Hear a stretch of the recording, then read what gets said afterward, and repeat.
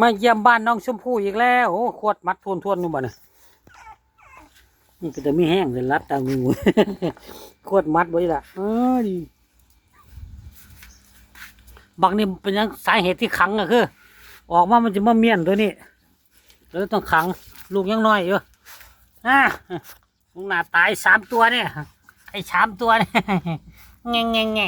ง่โอ้แย่งกันออกกล้องเลยได้ทั้ง3 ตัวเลยง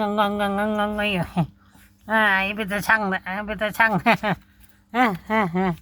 น่าสลันทั้ง3 ตัวนะฮะอุ้ยเป็นจะได้ก็ได้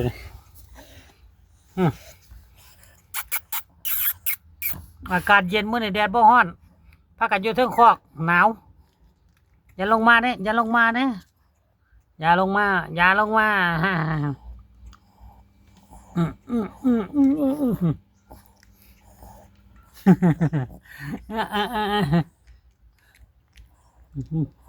บักเทิก